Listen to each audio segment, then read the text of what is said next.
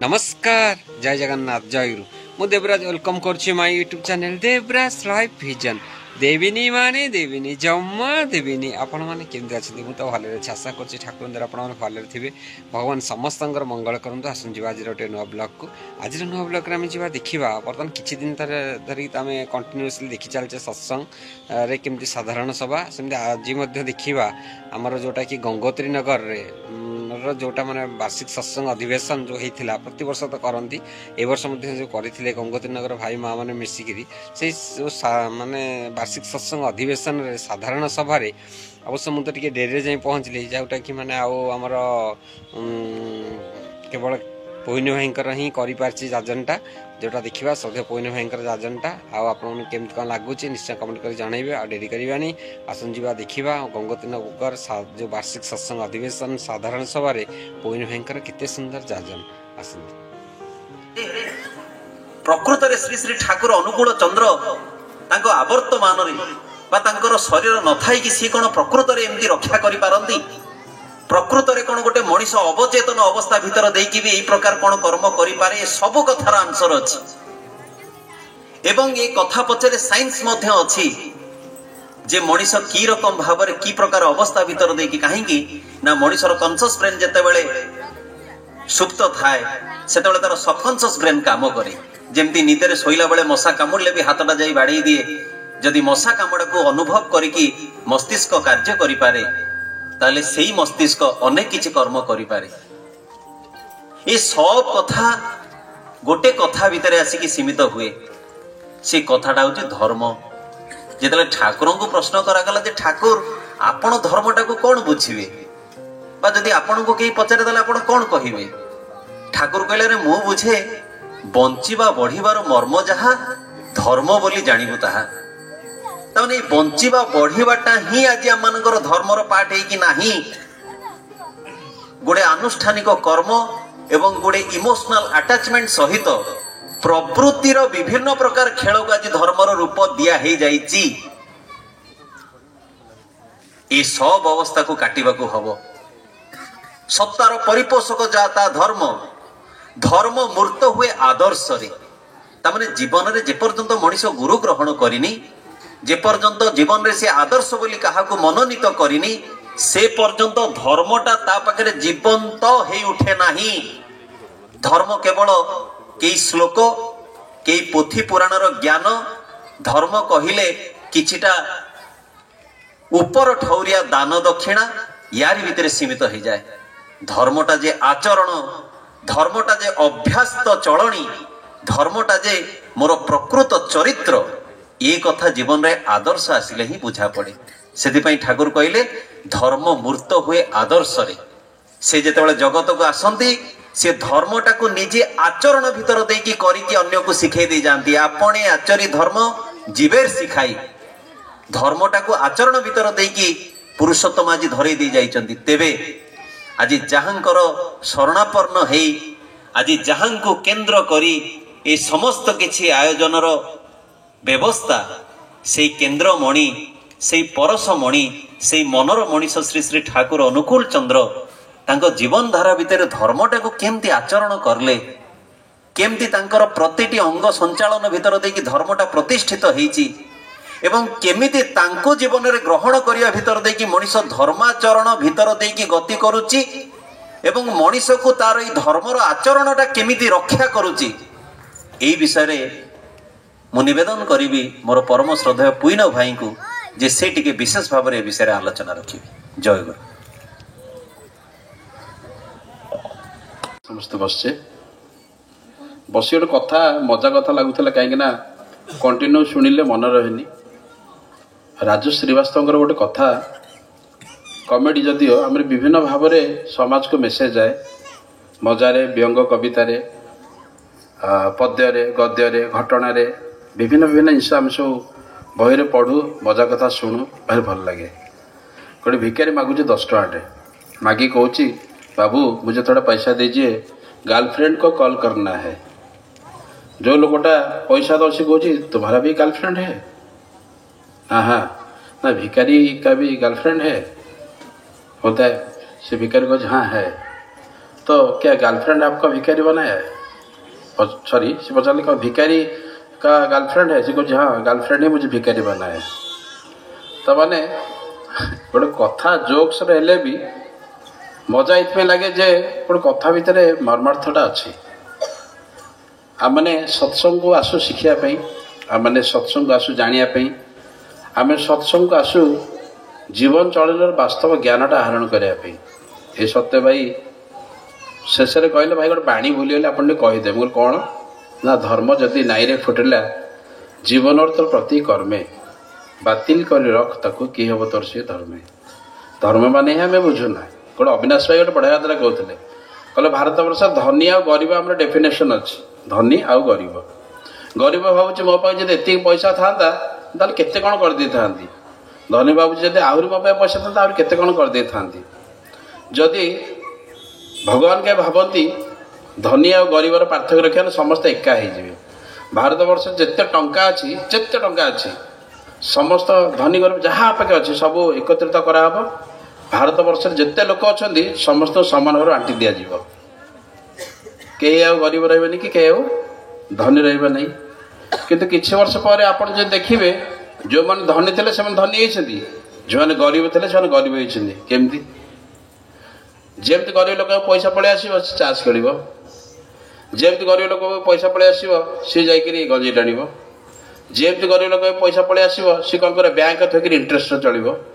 जमती गरीब कहीं उद्योग उपार्जन क्षमता समस्त न था। मन रखु बापा केते कोटी टका रखिदे मुझे चल बड़ कथा नुहे। मुझे कोटी टका आहरण कर पारे से मोर योग्यता उपार्जन क्षमता। तेणु आम मैंने भावु जे भगवान जदि आमको सदैव हुंते, भगवान जदि आमको स्वप्न राशि कहते, भगवान जदि आमको आमर पूजा उपासना जहाँ प्रवृत्तिमुखी चलन अनुसार चली से खुशी तथास्तु कहते ताल बोधे मोर भाग्य परिवर्तन हो जाता। आ यही आशावादी यही कल्पना बेले से आम मैंने आम मानकर निजर चिंता निजर चलनी निजर आचार व्यवहार विभिन्न प्रकार जो गुणावली गुड़ाक आम भर रही विकसित अपेक्षा किंतु कदर्य भाव में अन्य छोट कर निजक बढ़ापे चेष्टा करूँ। फल कौन हुए योग्य तो न हो माने आम न हो कि अयोग्य हो उठू। तेणु ये अयोग्य हवा पछरे आम बहुत साधना अच्छी। आ साधना भितर दोष दृष्टि समालोचना परचर्चा पर निंदा पर क्षति करवा पर को छोट करवा पर को हीन दृष्टि देखा आ परर माने क्षति करके ढेर प्रशंसा भाजन हो उठा अन्य को छोट करके निजक गोटे बड़ हबार जो प्रवणता आम मान खूब मान मुखर कर रखी खूब आग्रह सहित आम चलुचे किंतु जानीपारूना जे यार परिणामटा मनुष्य जीवन भितर कौन क्रिया करे आ भोगाभोगटा भी कौन हुए। शुणिले आश्चर्य हे श्री से ठाकुर जो दिन बाणी पढ़ली जदि निजर दुर्गति चाह शुणु बाणीटा जदि निजर दुर्गति चाह तेरे पर चर्चा आ पर निंदा कर। भाई कर्मफल कथा कहते नरेंद्र बसता रूम रे संध्या समय जड़े भाई आसी कहले कहले मु बिंदुसागर दे आसुली देखले से बिंदुसागर बाड़ उपर दिज आपणकर एग्नेस्ट गपुंट एमती एमती सब गपुच। नरदा शुणिले हसिले कहले भाई सी मोर कर्मफल टाक मत मो कर्मफल मत हाल्का करगली मत जब किए कही था पुणे आपण विषय किए कहते तुरंत बुलेट नहीं पड़ी था जोड़े जापटा दे था साहस केमती कहवाई कहीं से ज्ञानटा मो भर ना से ज्ञानटा साधन भजन करी श्री श्री ठाकुर जीवन ग्रहण करी श्री श्री ठाकुर व्रत भर रहीकि जड़े विराट बड़ साधक जी कि से समय 1996-97 मसीहा कथा कहूँ 15टा सत्संग 15टा मातृ सम्मेलनी 5000 दीक्षा समस्त भाई व माँ मान भर सृष्टि कर पारे। आम आज 5 जन कहले आम कथा शुणते से राजेश भाई कहते कहले दादा आम ठाकुर कथा कहूँ लोक शुणुना। पूज्य नरेंद्र कहते राजेश भाई ठाकुर कथा समस्त शुणती आमको शुणते दादा कहीं शुणते ना आम चालीचलन आचार व्यवहार से प्रकार शुद्ध परिपक्व होनी जार प्रभाव में अन्य जन अनुप्राणित हम अन्य जन किसी पाइब कि उपलब्धि कर जो पूर्वत सत्य ही कहते आम कौन दिन प्रभु एमन हम जाके देखी लोग बोलबो तुम्हें अच्छा जीवन बल्लभ। हे प्रभु मु कौदिन एमती हेबी जहाँ को देखी लोक कहे तुम्हें अच्छा जीवन बल्लभ। आज गीता यज्ञ पारायण भागवत टंगी विभिन्न प्रकार संकीर्तन धरिकी बहुत समावेश हो उठी। जो पड़िया गीता महायज्ञ होता सी संपन्न सरला जनक बाहागर भोजी चिकेन मटन धरिकी विभिन्न प्रकार मद्य दारू फारू धरिकी विभिन्न कार्यकलाप चलती। तमाने विश्व शांति उपलक्षे जो यज्ञटा कराला ये परिवार कहीं शांति होनी, परिवेश कहीं शांति होनी, स्वामी स्त्री भर पवित्रता आसुनि कहीं, अन्य जनक मत सदाचरशील दृष्टिटा फेरुनि कहीं, आम मानकर अभाव कहीं, अनाटन कहीं, आम मैंने अयोग्य कहीं, आम मैंने कल्पना बेले आसी कहीं, आलस्य परायण कहीं, नौकरी पाइबार इच्छा प्रवणता कहीं आम भितर। वास्तव भाव में जो देखा जाए धर्म रु ढेर पछरे आम अच्छे।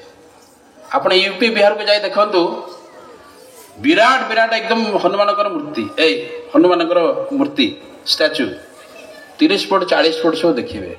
झाड़पड़ार भी गोटे अच्छे कौन हम बड़ मूर्ति कले हृदय बड़ हो चरित्र बड़ हो संयम बड़ हो आत्मनियंत्रण बड़ हो दूरदृष्टि बड़ हो बड़ा गले कौन हम तुम्हें बड़ हो तो तुम आदर्श जी तुम इष्ट जी तुम्हें जहाँ जीवन ग्रहण करके चलीच सी तुम पाथेय तो सी तुम आश्रय तो सी तुम निराकरण सूत्र सी तुम जीवन आदर्श तो ना। ढाक ढोल करले पूजा अहंकार हुए मने मने। ढाक ढोल करले पूजा अहंकार हुए मने मने चुपसारे करबू पूजा कहीं न जाने जगत जने।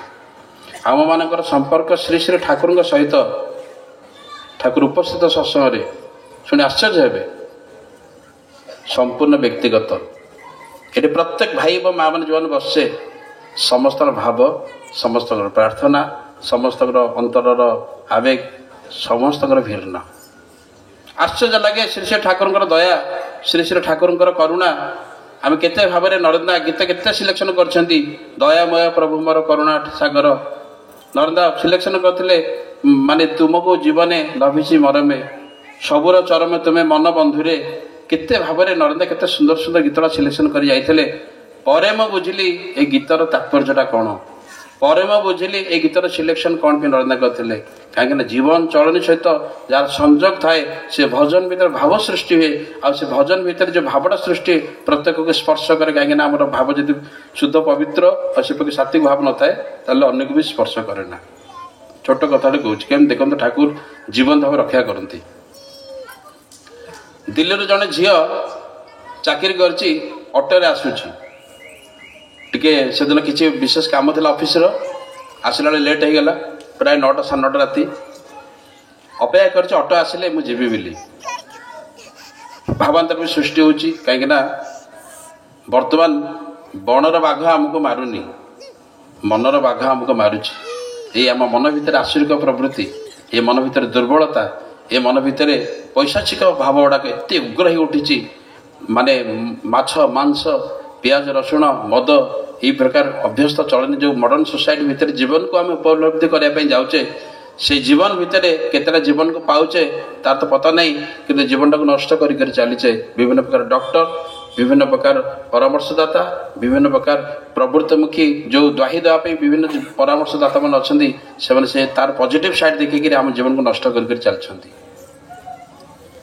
देखुची राति 9:30 अविवाहित झीटी युवती झीटी ता भितर हृदकंप सृष्टि होमती जीवी गोटे ऑटोवाला आसला कहला कौटी जी घर आड्रेस कला से झीटी बसला से झीटी पचारा केत ने ना 20 टंका ना मत ये रूट्रे 10 टंका मुझे 10 टंका देके आसे 10 टंका देकर जाए 1.5 किलोमीटर बाट बेस डिस्टेंस भी नुहे राति अधिक से मत चलिकी जापारे तेणु सी कह नाइन मुझे 20 टंका नेबी कहला अच्छा ठीक अच्छे कहीं झीटा बस पारा बसिकी जो घर द्वार मुझे आस पहुँचला 10 टंका देकर घर भर पशिगला पशिला ऑटो चालक कहला मत 20 टंका कहली 10 टंका कौन देला मत तो ऑटो चालक था पछे पछे गला कबाट ठक ठक कला से झीटा आसला कहला कौन है ड्राइवर कह ऑटो ड्राइवर कह आगे मत 20 टंका था 10 टंका दे पड़े ନା ମୁଁ ତ 10 ଟଙ୍କା ହିଁ କହିଛି, 10 ଟଙ୍କା ମୋତେ ଲାଗେ ମୁଁ 10 ଟଙ୍କା ଆସେ ବୋଲି, ମୁଁ ଦେଖେ ଆସିଛି 10 ଟଙ୍କା ଦେବି, 20 ଟଙ୍କା କାହିଁ ଦେବି? ନା 2 ଜଣ ଆସିଛ। ନା କି କଥା, ମୁଁ ତ ନିଜେ ଏକୁଟିଆ ଆସିଛି, ମୋ ସହିତ କେହି ନଥିଲେ, ମୁଁ 20 ଟଙ୍କା କାହିଁକି ଦେବି? ନା ନା ନା ତମେ 2 ଜଣ ଆସିଛ। ଆରେ କି ଅଦ୍ଭୁତକର କଥା, ଯୁକ୍ତି ତର୍କ ହେଉଛି। ସେ ଡ୍ରାଇଭର ବାରମ୍ବାର ଯୁକ୍ତି କରୁଛି, ତୁମ ସହିତ ଜଣେ ବୃଦ୍ଧ ଲୋକ ବସିଥିଲେ ଅଟୋରେ, ତମର ଆଉ ତାଙ୍କର 2 ଜଣ ଯାକେ ତମ ଘରେ ପଶିଲ, କବାଟା ଦେଲ, ମୁଁ ବାହାରେ କବାଟ ବାଡ଼ଉଛି, ମୋତେ 20 ଟଙ୍କା ପ୍ରାପ୍ତ, 10 ଟଙ୍କା ଦେଇକିରି କାହିଁକି ଗଲ? ସିଏ କହୁଛି ଆଜ୍ଞା କି ପାଗଳ ଲୋକ ତମେ, ମୁଁ ଚାକିରି କଲି, ବାଟରେ ରାସ୍ତାରେ ଆସିଲି, ଅଟୋରେ ଆସିଲି ଜଣେ, ମୋତେ ଆପଣ 2 ଜଣ କ'ଣ କହୁଛନ୍ତି? ଏମିତି ଦେଇକିରି ସେ କବାଟ ଦେଲା ବେଳକୁ ଅଟୋ ଚାଳକଟି କବାଟ ପେଲି ଦେଲା, ପେଲିକି ଦେଖୁଛି, କହୁଛି ଏଇ ପରା ଇଏ ଆସିଥିଲେ ତମ ସହିତ। ସେ ବିଗ୍ରହଟା ଯାହାକୁ ଇଣ୍ଡିକେଟ୍ କଲେ ଫଟୋଟାକୁ, ଶ୍ରୀ ଶ୍ରୀ ଠାକୁର। ସେ ଶ୍ରୀ ଶ୍ରୀ ଠାକୁର କହୁଛି ଏଇ ବୃଦ୍ଧ ଲୋକ ତ ତମ ସହିତ ଆସିଥିଲେ। ସେ ଝିଅ କିଛି ନ କହିକିରି ପକେଟରୁ 50 ଟଙ୍କା କାଢ଼ିକି ଦେଇଦେଲା, କାଳେ ତମେ ସବୁ ନେଇକି ଯାଅ। ସେ ଖୁସିରେ ନେଇକି ଆସିଲା ଅଟୋ ଚାଳକ।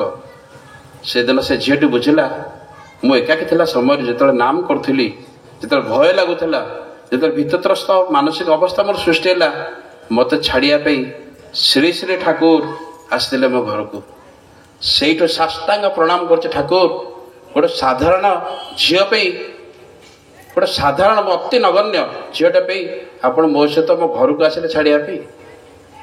କହିବାର ତାତ୍ପର୍ଯ୍ୟ ଏଇଆ ଯେ ଏଇଟା କୌଣସି ଅଲୌକିକ ଘଟଣା ନୁହେଁ। ଶ୍ରୀ ଶ୍ରୀ ଠାକୁର କହୁଛନ୍ତି, the name of your call, the name of your call must reach me, sorry the call of your, the sound of your call, sorry the sound of your call must reach me because I am the sound. ଯେ ତୁମର ପ୍ରତ୍ୟେକଟି ଶବ୍ଦର କମ୍ପନ ମୋ ପାଖକୁ ପହଞ୍ଚୁଛି, ତେଣୁ ମୁଁ ଶବ୍ଦ ବ୍ରହ୍ମ। ଅନୁଭବ କେମିତି କରିବା? ଯଦି ବ୍ରାହ୍ମ ମୁହୂର୍ତ୍ତରେ ଉଠିକିରି ଶୁଦ୍ଧପୂତ ହୋଇକିରି ଚକ୍ରପଟ ଧ୍ୟାନ କରିକିରି 45 ମିନିଟ୍ସ 1 ଘଣ୍ଟା ବସିକିରି ନାମ ଧ୍ୟାନ କରୁ, ନାମ ଭିତରେ ଅନୁରାଗୀଙ୍କ ପ୍ରତି ଅନୁରାଗ ସମ୍ପନ୍ନ ହେଇ ଶ୍ରୀ ଶ୍ରୀ ଠାକୁରଙ୍କ ଜୀବନରେ ଗ୍ରହଣ କରି ଯେଉଁ ସ୍ୱସ୍ତିନ ବ୍ରତ ଗ୍ରହଣ କରିଛି ବା ଯେଉଁ ଦୀକ୍ଷା ଗ୍ରହଣ କରିଛି ତାର ତାତ୍ପର୍ଯ୍ୟଟା ମନୋନୟନ କରୁ, ସପ୍ତାହ ଥରେ ସତ୍ସଙ୍ଗ ଆସୁ, ସପ୍ତାହ ଥରେ ମାତ୍ର ସମ୍ମିଳନୀ ଆସୁ, ଇଷ୍ଟ କର୍ମରେ ଯଦି ବ୍ରତୀ ରହୁ, ଯଜନ ଯାଜନ ଇଷ୍ଟଭୂତି ସ୍ୱସ୍ତିନ ସଦାଚାରଶୀଳ ହେଇକରି ଚଳୁ, ତାହେଲେ ଆମେ ଅଜଣାତରେ ଧର୍ମକୁ ଆମନ୍ତ୍ରଣ କରୁ। ଶ୍ରୀ ଶ୍ରୀ ଠାକୁରଙ୍କ ପ୍ରଶ୍ନ ହେଇଛି, ଠାକୁର ଖୁବ ଯଜନ କରେ କିନ୍ତୁ ଯାଜନ କରେ ନା, କ'ଣ ହବ? ଠାକୁର କହୁଛନ୍ତି, ଯଦି ଯଜନ କରୁ ସେ ଯଜନଟା ତୋର ଅହଙ୍କାର ହେଇକିରି ତୋର ଦୁର୍ଗତିର କାରଣ ହେବ ଯଦି ଯାଜନ ନ କରୁ।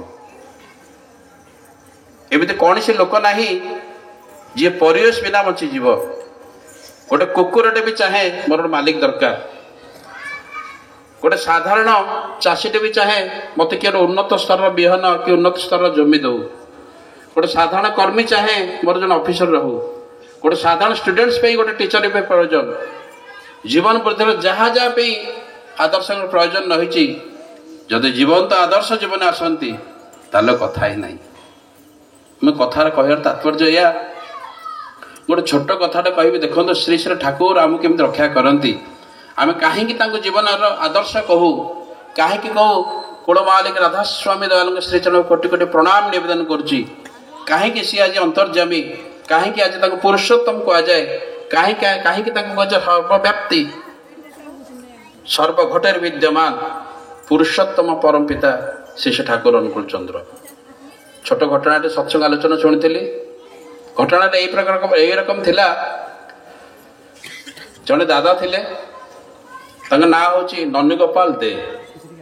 ସେତେବେଳେ ଭାରତ ସ୍ୱାଧୀନତା ଭିତରେ ମାନେ ପରାଧୀନତା ଭିତରେ ଗତି କରୁଥାଏ। ସ୍ୱରାଜ ଆନ୍ଦୋଳନର ଡାକରା ଭିତରେ ବହୁତ ଭାଇମାନେ ମାଆମାନେ ଆସି ଯୋଗ ଦେଉଥାନ୍ତି। ସେ କିନ୍ତୁ ଭିନ୍ନ ସ୍ତରର ମାନେ ଇଂରେଜମାନଙ୍କ ଉପରେ ଆଟାକ୍ କରି ତାଙ୍କୁ କ୍ଷତି କରି ତାଙ୍କୁ ବହୁ ଭାବରେ ତାଙ୍କ ସବୁ ଜେନେରାଲ ସବୁ ଥିଲେ ସେମାନଙ୍କର ବହୁତ କିଛି କ୍ଷତି କରନ୍ତି। ଏମିତିକି ବମ୍ ବ୍ଲାଷ୍ଟ ପର୍ଯ୍ୟନ୍ତ ବି ତାଙ୍କର ବହୁତ କିଛି ସହଯୋଗୀମାନଙ୍କୁ ନେଇକରି ସେ ଏ ପ୍ରକାର ଗୋଟେ ମାନେ ଅଭିଯାନ ଭିତରେ ଥିଲେ।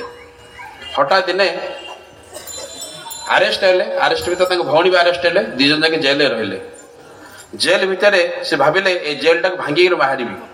ତାଙ୍କର ସହଯୋଗୀମାନଙ୍କ ସହିତ ସାକ୍ଷାତ କରି କେମିତି କ'ଣ ମାନେ ଘଟଣା ଭିତରେ ସେ ଜେଲ ବି ଉଡ଼େଇ ଦେଲେ।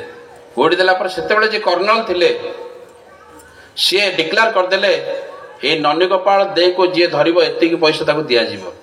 एकदम हाईली डेंजरस आदमी थे, एकदम हाईली डेंजरस। आ खोजाखोजी भी चलला, बहुत दिन जंगल लुचिले।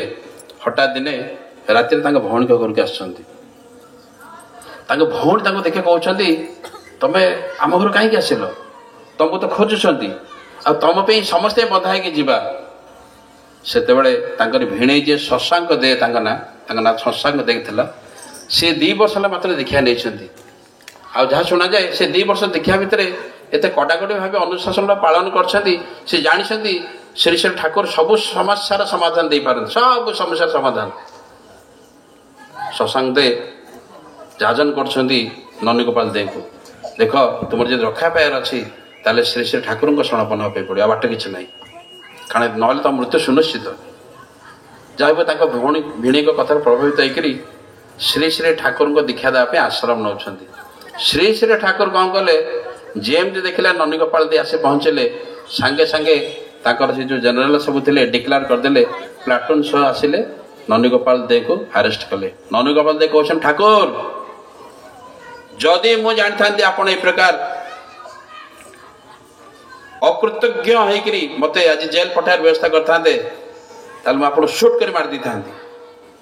कहे ठाकुर जदि मुझे जानी था एमती आप आत्मश्लाघा अकृतज्ञ भाया कम करता आपको शूट कर मार दी था। ठाकुर कांदुंट, ठाकुर कांदुंट आखि आगे नहीं ननी गोपाल दे को जहाँकि तो कलिकतार जेल रोच। से जेल भितर किछ दिन गला परे हाँ से ठाकुर कहते ठाकुर मु जीवन में तुम पाख केबे भी आसबिनी। ठाकुर कहते ननी गोपाल दा तुम्हें आसब ना ना केबे आसबिन आश्रम को जाऊँ कलिकता जेल भितर रोच। हठात दिने शिशु ठाकुर सुशील दास कहते सुशील तू जा ननी गोपाल को लेकिन रिहाई करके आस, जहाँ खर्च हो नहीं आस मुझे जानना। सुशील दा ठाकुर को निर्देश जाऊँच कलिकतार से जेल को लगे गोटे घर भर रोच। राति गोटा नाम ध्यान कर ठाकुर तो निर्देश कले आनी केमती, हाउ इट इज पॉसिबल, असंभव जेल भांगी केमती आनी ननी गोपाल को प्रकार आनी। हठात देखा राति गोटे प्रकार झड़ बतास हो सांघातिक एकदम झड़ बतास हो जेल पाचेरी फाचेरी घर द्वार सब भांगी चुरमार हो गभीर रात्रि रे सुशील दा जाऊँ ननी गोपाल दे को खोजापी देखुं गोटे गछ तले बस नहीं आसुँच शिशु ठाकुर पाखु से बारण कर मुझेनि तुम आस एटा ठाकुर दया ठाकुर विभिन्न प्रकार बाहाना करके आसुँच। आसिक माता मनमोहन देवी देखुं समय से दिन 3टा देखुं माता मनमोहन देवी मान शिशु ठाकुर माँ जी गोटे जबर बड़ गोड़ा करके पार्टी दे दूसरी दिन 3टा बेलू से सब कर्मी मैंने खाऊले आश्रम कहीं इटा तैयारी करती विभिन्न प्रकार माटीर कामड़ा करती तेणु गोटे गुंडा ही खाती अधा मिले गोटे गुंडा खाती केते एनर्जी से भर आसो से सब खटुते चिंता करती। ननी गोपाल देकर दीक्षा है ननी गोपाल दे से बयस जो 41 वर्ष ठाकुर कहते ननी तू बाहाई जा ना नाई ठाकुर मोर बाहा इच्छा नहीं।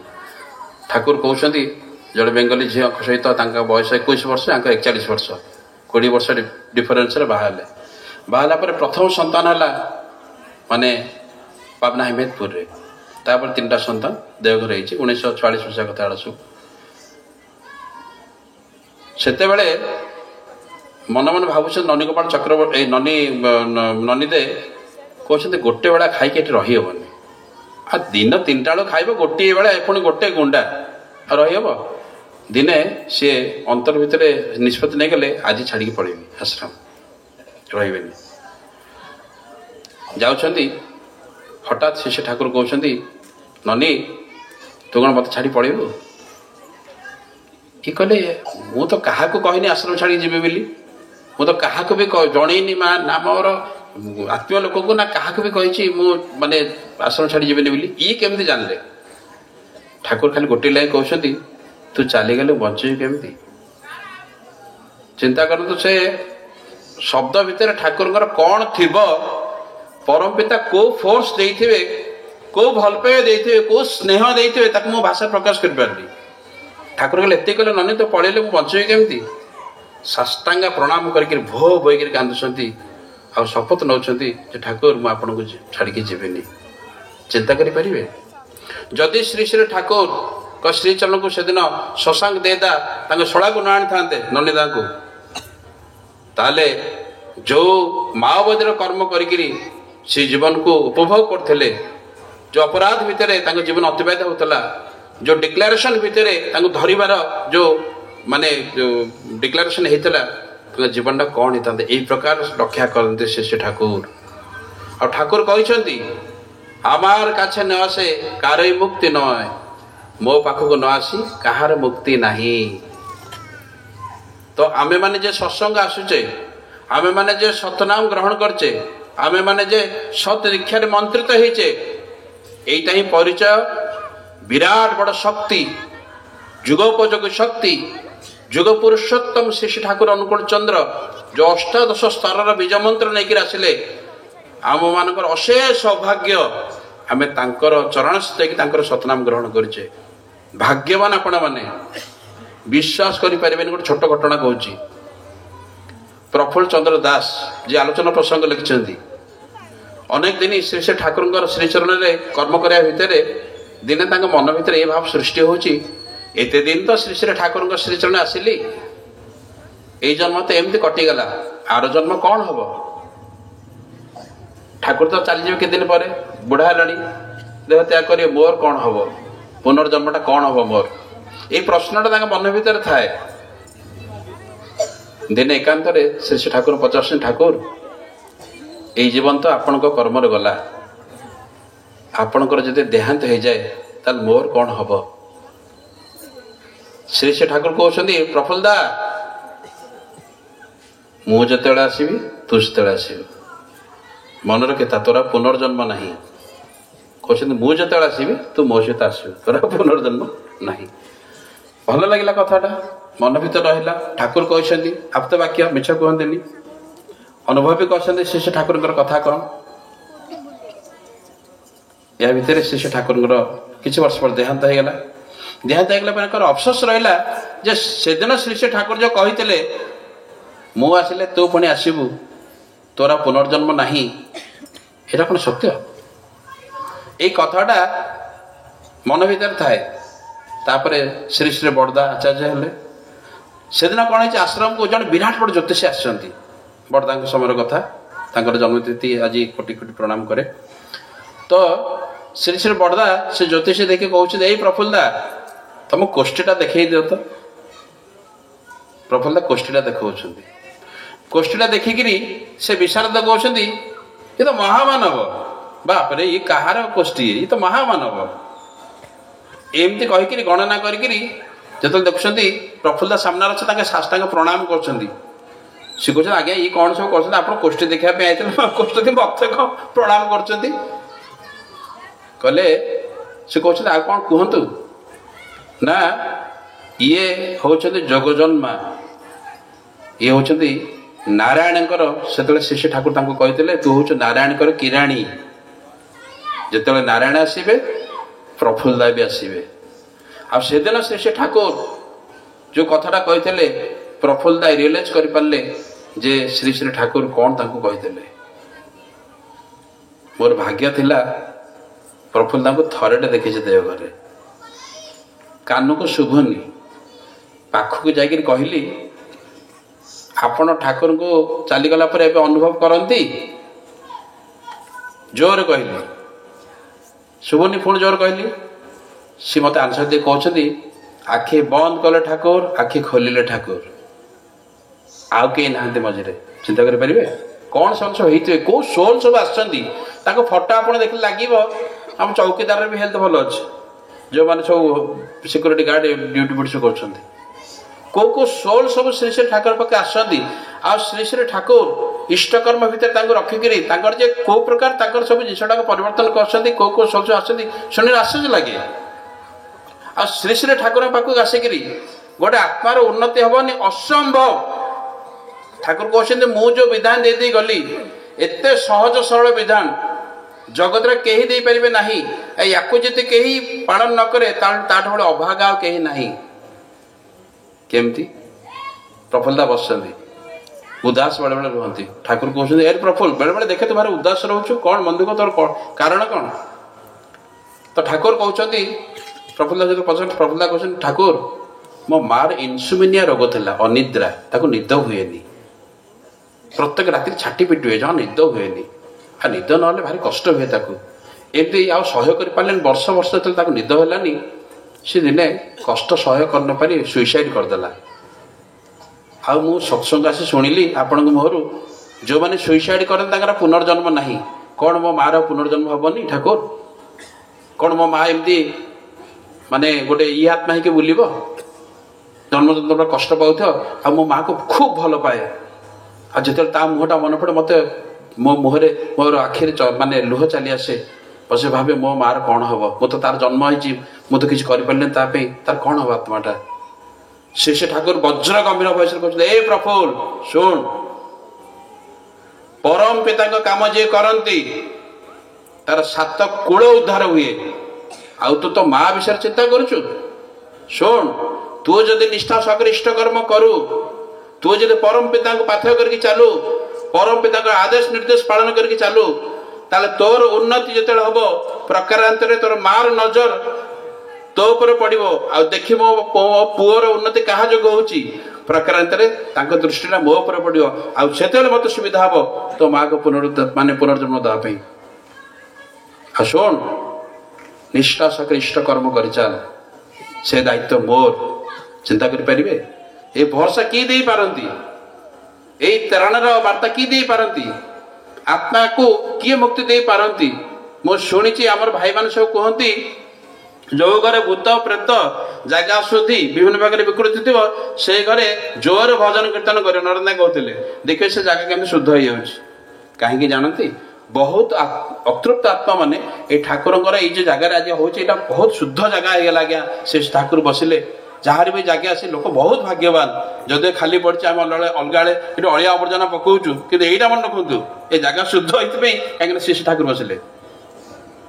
ତେଣୁ ଆତ୍ମା ମାନେ ମୁକ୍ତି ପାଇଯାଆନ୍ତି। ମୋର ମନେ ଅଛି କପିଳେଶ୍ୱର ଗୋଟେ ଥର ଅସ୍ମାଇ ବସୁଥିଲେ, ଝାଳ ହେଇଗଲା ତାଙ୍କ ଦେହ ମୁଣ୍ଡ। ମୁଁ କହିଲି କ'ଣ ହେଲା, ଗରମ ହଉଛି କି? କହିଲେ ନାଇଁ ଭାଇ ଶୀତ ଦିନ। ମୁଁ କହିଲି ହଠାତ୍ ଆପଣଙ୍କ କପାଳ ଫଳ ସବୁ ଝାଳ ହେଇଗଲା? ନା ମତେ ଗୋଟେ ସ୍ମେଲ ଲାଗିଲା, ଯଦି ଗୋଟେ ଆତ୍ମା ଏଇଠି ଗୋଟେ ଆସିଲା ଚାଲିଗଲା। ମୁଁ କହିଲି କ'ଣ ଅତିରଞ୍ଜିତ କରି କହୁଛନ୍ତି ନା ମୁଁ ଜାଣନ୍ତି ବୋଲି ଏମିତି କହୁଛନ୍ତି? ପରେ କହିଲେ ନାଇଁ ପୁଣି ମିଛ କୋଉ ଠାକୁର ପାଖରେ ଗୋଟେ ମତେ ଲାଗିଲା ଗୋଟେ ଆତ୍ମାଟେ ମୁକ୍ତି ପାଇ ଚାଲିଗଲା। ମତେ ତା ସ୍ମେଲ ଆଉ ସେ ଟିକେ ତନ୍ତ୍ରମନ୍ତ୍ର ବିଦ୍ୟା କରନ୍ତି, ମୁଁ ଅନୁଭବ କରିପାରିଲି। ଯେ ଚିନ୍ତା କରନ୍ତୁ ସେ ଠାକୁରଙ୍କ ଦୟାଟା କ'ଣ। ତେଣୁ ଶ୍ରୀ ଠାକୁର କହିଲେ the lord is his asset which set in him. ଭଗବାନ ସେଇମାନଙ୍କର ଉପାଦାନ ହୁଅନ୍ତି ଯୋଉମାନେ ତାଙ୍କ ସହିତ ଯୁକ୍ତ ହୁଅନ୍ତି। ସେଥିପାଇଁ କହିଲେ ଆମେ ଭାଗ୍ୟବାନ।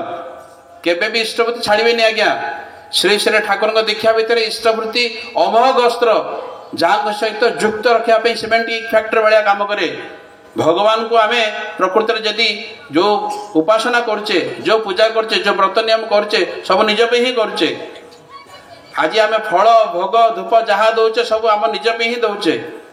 ଯଦି ପ୍ରକୃତିରେ ଭଗବାନ ନଉଥାନ୍ତେ ତାହେଲେ ଆମେ କେବେ ବି ଦିଅନ୍ତେନି। ଗୋଟେ ଛୋଟ ଘଟଣାଟେ କହୁଛି।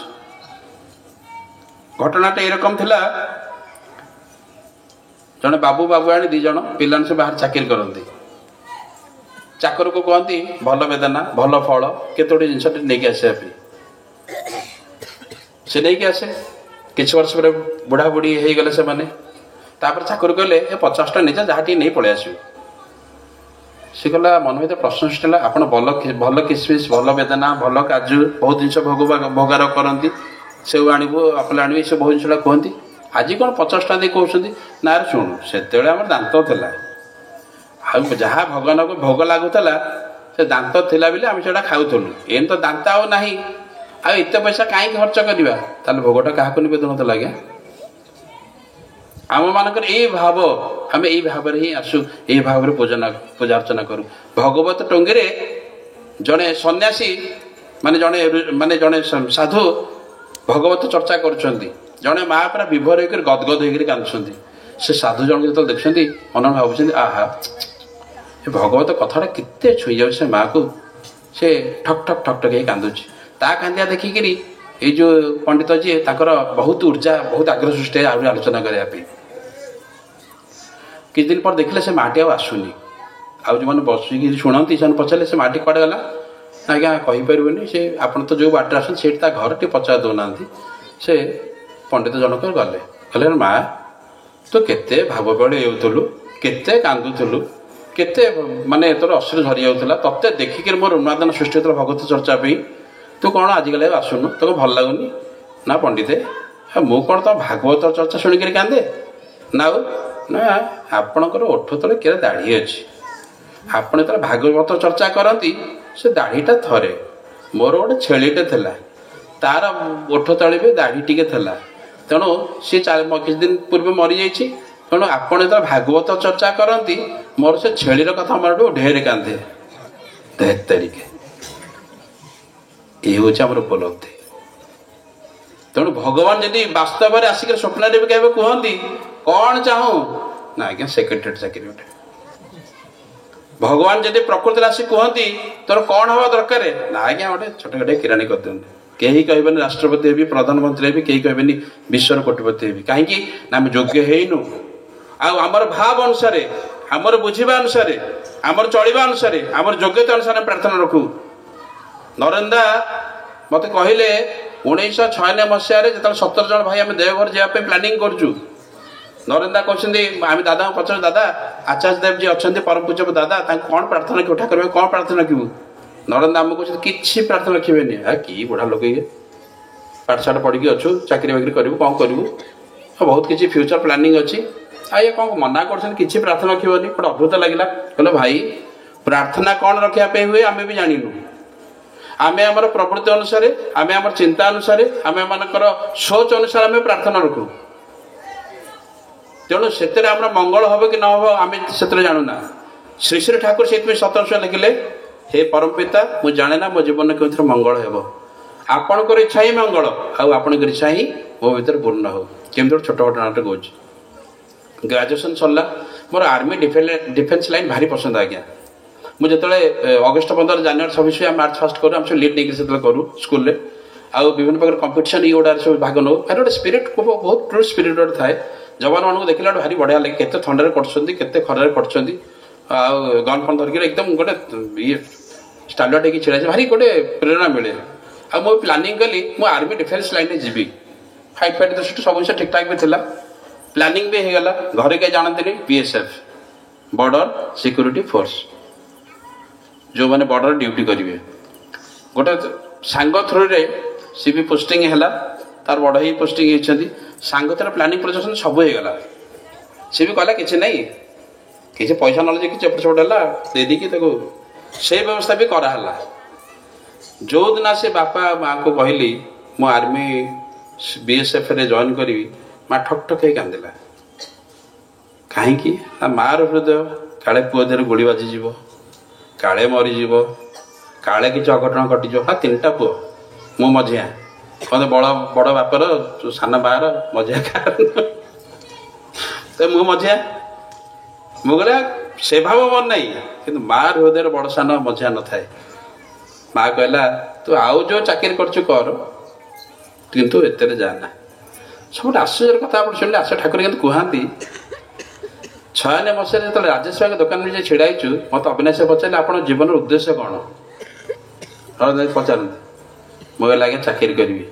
ନା ଆପଣଙ୍କର ବ୍ଲଡ଼ ବିଜନେସ୍, ଆପଣ ଚାକିରି କରିପାରିବେନି। ମୁଁ କହିଲି କ'ଣ ଗୋଟେ ଜ୍ଞାନୀ ଦେଖି ହେଉଛନ୍ତି ନା କ'ଣ? ଯାହା ପାଇଁ ତାହା କହିଦେବି ଆମେ ପାଳେ ମାନିଯିବୁ। କହିଲେ ଆପଣ ଲେଖିବାର କଥା ଆପଣଙ୍କ ଚାକିରି ହେବନି। କହିଲା ଅଭିଶାପ ପଡ଼ିଗଲା ନା କ'ଣ, ମୋର ହେଉନି, ସବୁ ସୁବିଧା ଅଛି, ସୁଯୋଗ ଅଛି, ଲାଷ୍ଟ ମୋଟ ସବୁ ହେଇଗଲା, ମା ମନା କରୁଛି ମୋତେ, ତୁ ଯା ନା। ବାପା ମନା କଲେ। ପରମେଶ କେବା ଜାନେ ମହିମା ତୁମାର।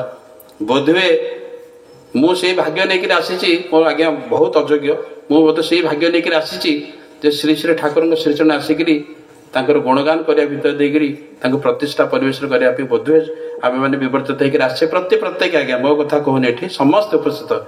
ତେଣୁ ଏଇ ଯେ ଗଙ୍ଗତିନଗର ଭାଇ ଓ ମା ମାନେ ଏତେ ବିରାଟ ଆୟୋଜନ କରିଛନ୍ତି, ମାନେ ବିଶ୍ୱାସ କରନ୍ତୁ ଆପଣ କେତେ ବଡ଼ କାମ କରିଛନ୍ତି ଆପଣ ଜାଣନ୍ତି।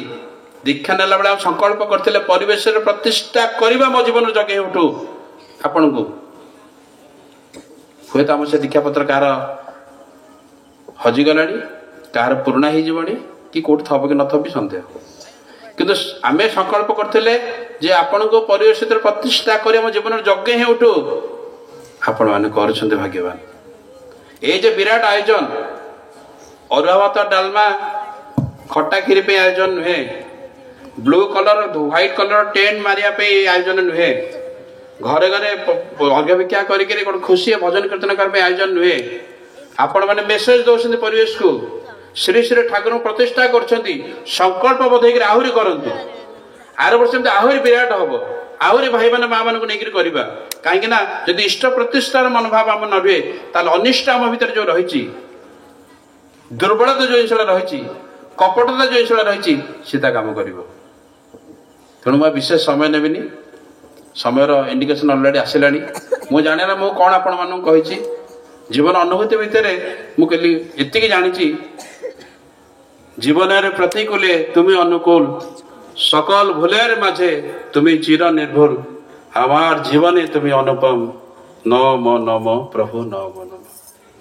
तेणु कि को स्टेज आसे ठाकुर से चरण में कि को अवस्था आसे केते कार अनुभूति कि को प्रकार परिवर्तन होती को अवस्था थिला केमती तेणु मु भावे धर्म से मूर्त हुए जो जीवंत आदर्श आसत जीवन तांको ग्रहण करी अनुशासन अनुसार चलने मनुष्य ऑटोमेटिकली धर्म चलन चले तेणु उपस्थित समस्त मंगल प्रार्थना करे आम आहरी निष्ठावान हो उठा आहरी जजन परायण हो उठा आहरी श्री श्री ठाकुर दुई बेला प्रार्थना नाम ध्यान सप्ताह थर सत्संग आसवा गुरु भाई माँ मान परिवेश सहित मिसवा जदि यहाँ आम करूँ ताले ये भाइब्रेशनटा इथर लेवल क्रिया करी आम अजनता केते भाई और माँ मान मंगल करदेव ता आम कल्पना करें तेणु उपस्थित समस्त मंगल प्रार्थना करे माइक द्वारा जो जो मान घर पर्यंत वार्ता जाए श्री ठाकुर समस्त मंगल प्रार्थना करी मोर वक्तव्य शेष करे जय वंदे पुरुषोत्तम वंदे पुरुषोत्तम वंदे पुरुषोत्तम परम दयाल परम प्रेममय श्री श्री ठाकुर अनुकूल चंद्र जी जय परम आराध्या जगत जननी श्री श्री बड़मां जय परम पूज्य पाद श्री श्री बड़दान जय परम पूज्य पाद श्री श्री आचार्य देव जय सत संग जय सत नाम जय पिता माता जय वंदे पुरुषोत्तम वंदे पुरुषोत्तम वंदे आर्यविद्र वंदे मातृवर्ग वंदे हम कृष्ण देवता वंदे पुरुषोत्तम विश्वातीत परम सत्ता परम प्रेममय श्री श्री ठाकुर अनुकूल चंद्र आज ब्लॉग तुम देखिले केमती पैन भाई केते सुंदर जाजन आपमती कौन लगे निश्चय कमेंट कर जनइबे पुणी देखा गोटे नुआ ब्लॉग रे रहूची आपण प्रिय देवराज नमस्कार जय जगन्नाथ।